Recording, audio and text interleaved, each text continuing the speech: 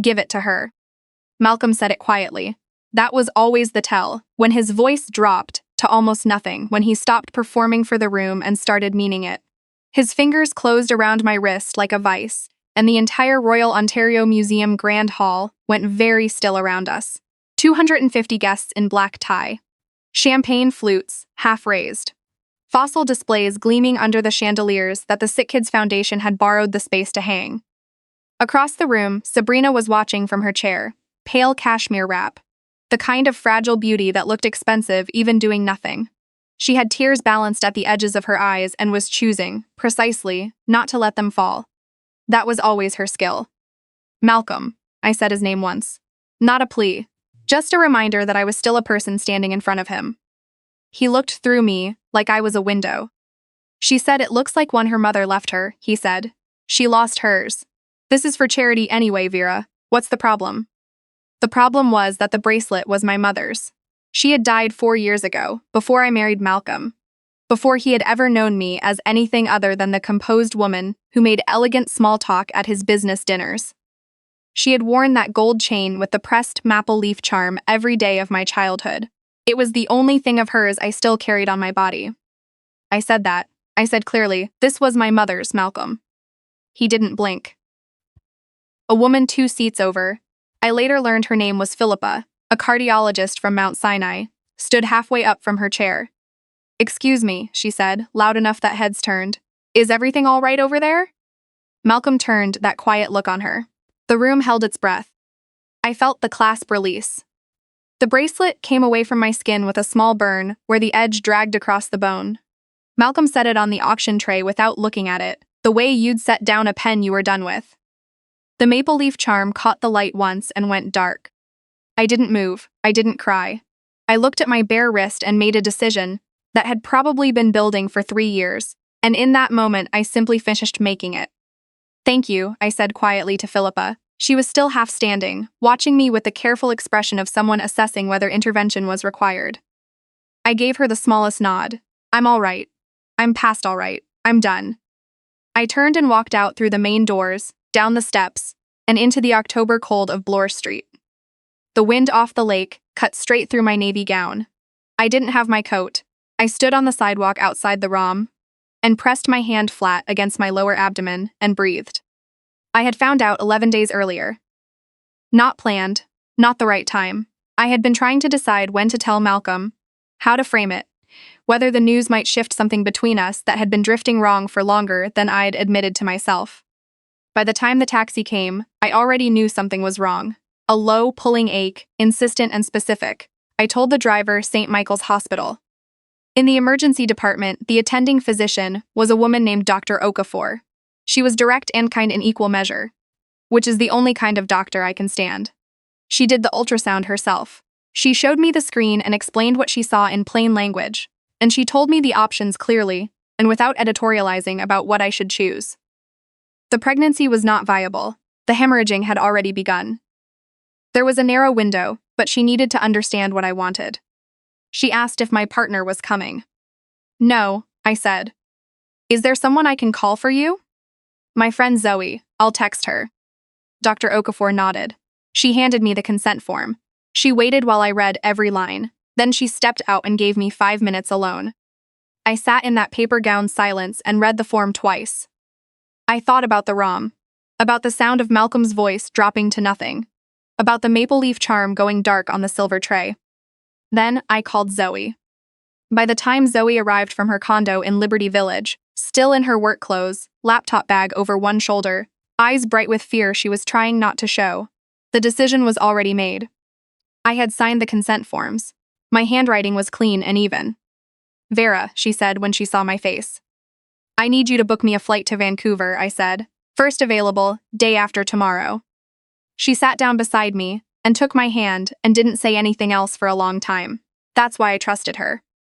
I was at the hospital for 6 hours. Dr. Okafor was thorough and honest about the recovery timeline. 2 weeks of rest minimum, follow-up blood work at 3 weeks, no air travel for 72 hours. I listened to all of it. I made notes on my phone. I thanked her by name. At 2 in the morning, Zoe drove me back to the Ashford house in Forest Hill. The house was dark. Malcolm's car was in the driveway. I moved through the front hall without turning on the main lights. I went to the kitchen, poured a glass of water, stood at the counter, and looked at the wall calendar. A note in my handwriting. Malcolm's birthday. Next Saturday. Reservations at Canoe. I had spent the past 6 weeks finishing a gift, a custom-bound portfolio of his family home's original blueprints, which I'd paid to have restored from the Ontario archives and printed on archival paper. It was sitting in the study, wrapped in brown paper and tied with twine. I went and got it. I set it on the kitchen counter. I took the scissors from the knife block. I cut the twine first, then the paper. Then I opened the portfolio, and page by page, cut every archival print into strips. It took 11 minutes. My hands did not shake once. I swept the strips into the recycling. Not even the garbage, the recycling, because I refused to grant the gesture more drama than it deserved. In the study, I laid the medical papers flat on Malcolm's desk, the discharge summary, the consent form, the follow-up care instructions with Dr. Okafor's signature. I weighed them down with his Mont Blanc pen. I took my passport, my encrypted laptop, and my mother's photograph, the one of her laughing in our Guelph backyard, summer, her hair loose, and I was out the door, before 5 a.m. Malcolm found the papers at 8:15. He called my Canadian number 6 times. I had already transferred it to a new SIM.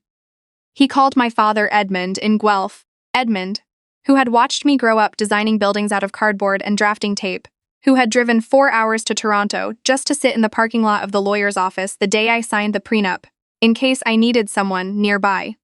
Told Malcolm he hadn't heard from me, which was true, and that if I had left, there was probably a good reason, which Malcolm chose to hear as a deliberate slight and ended the call. Then Malcolm did what powerful men do when the world stops cooperating. He reached for control. He contacted TD and RBC and flagged a freeze request on our joint accounts. He called 3 private investigation firms. He had his assistant reach out to my university friends, to the women I'd served on a charity committee with, to our couple friends in Rosedale, who had always been more his friends than mine. He issued quiet instructions to the Ashford Development's PR team to say nothing publicly, to prepare a statement about a private family matter that could be released whenever needed. He expected me to surface within a week. I was in Vancouver when Zoe texted me the freeze notifications. I was sitting in a rental apartment in Kitsilano with the ocean visible from the bedroom window and a cup of coffee going cold on the windowsill, and I read the message and felt almost nothing. The joint accounts had never held much of what I actually had. My father had structured my independent trust years before the marriage, a sole ownership instrument, my name only. Malcolm's name had never appeared on it. He could not touch it. Cross Atelier had been operating for 4 years under my professional name, V Cross. The V stood for Vera. The Cross was my mother's maiden name. I had started it as a way to keep my design work separate from the Ashford name, which carried so much weight in Canadian real estate that it would have colored every commission I sought. What began as a quiet professional practice had, in 4 years, grown into something I hadn't entirely planned for. A Heritage District redesign in Old Montreal that earned a Governor General's Medal in Architecture nomination. A Civic Library Commission in Edmonton. A shortlist for a public pavilion in Edinburgh. 12 people on staff, most of them young architects who knew me only as V. Cross, a name that, in their circles, meant buildings that were honest about what they were.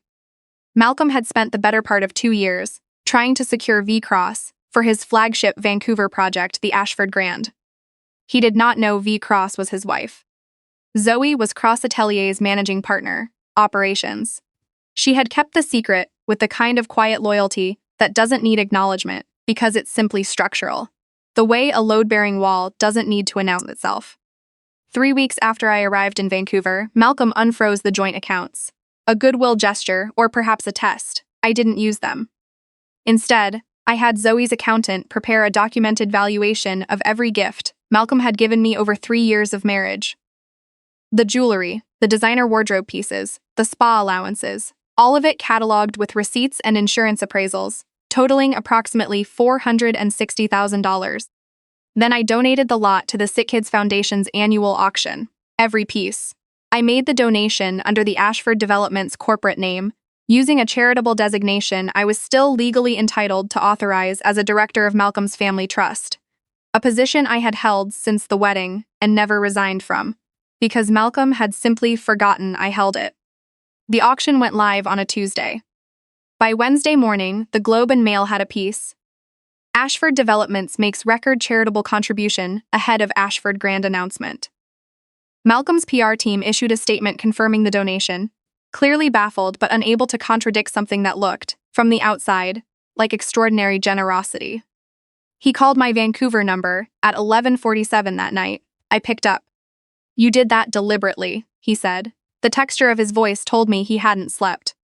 "I donated to sick kids," I said. "I thought it was appropriate, given where we last saw each other." A long silence. Then, "Vera, come home, whatever this is." "I'm not coming home, Malcolm. The Ashford Grand announcement is in 6 weeks. I need you at the press event." I looked at the blueprints pinned across my studio wall, drawings for a building that had nothing to do with Malcolm or Ashford or any name he had ever put to anything I'd made. "No," I said. "Good night." The months moved the way deep water moves.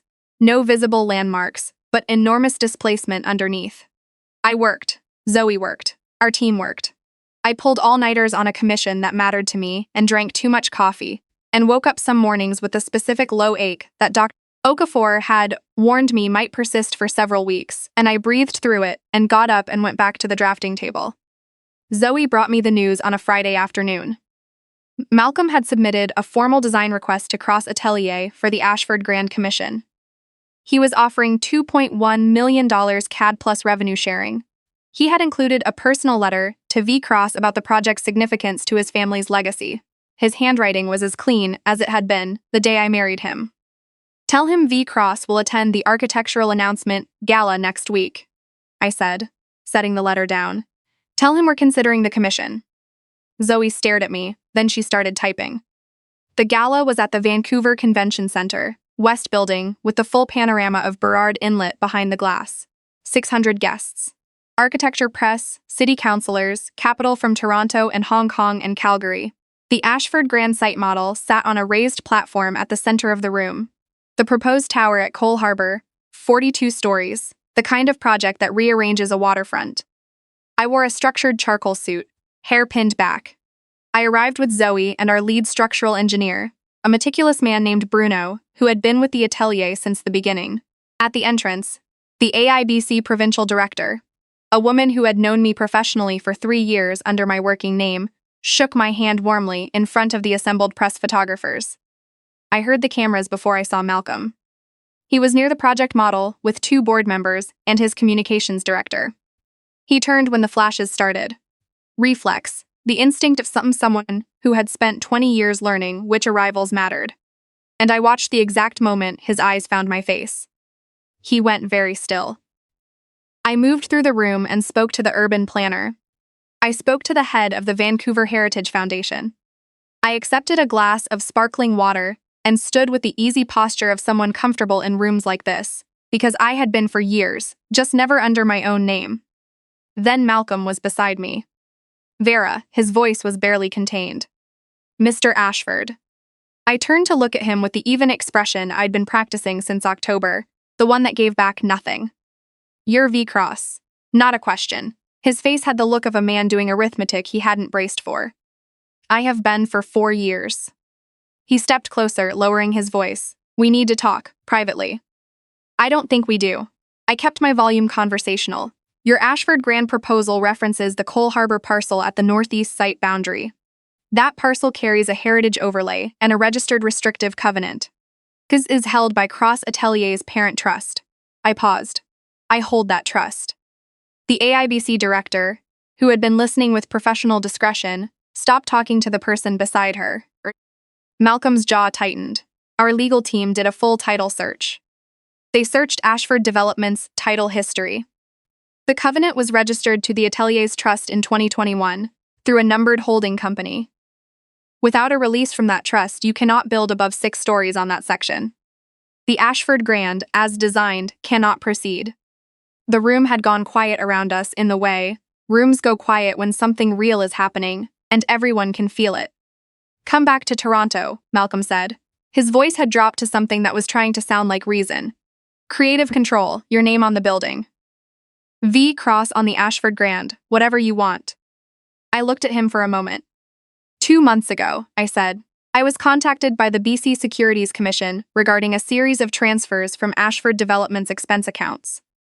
Funds routed through a numbered Alberta company between 2022 and 2024 deposited into a private medical account in Sabrina Wade's name. The transfers were coded as business development. Several were co-signed using my director's authority, which means that if the commission determines those transfers were improper, my name carries compliance liability. The color left his face. My legal counsel submitted a formal disclosure package to the BC Securities Commission and RCMP Financial Crimes Unit this morning. I glanced toward the back of the room, where Frances, a corporate litigator from Toronto, one of the best in her field, was standing with a folder in her hands. She walked forward and placed it on the table beside the site model. That package includes the full transfer documentation and a sworn statement from Sabrina's former cardiologist, at St. Paul's, confirming that her cardiac diagnosis was materially misrepresented in communications to your board, your legal team, and to you personally over the past 2 years. Someone near the model made a low sound. Sabrina was not dying, I said. She was not terminal. She had a manageable arrhythmia that she presented as a fatal prognosis to anyone who would listen.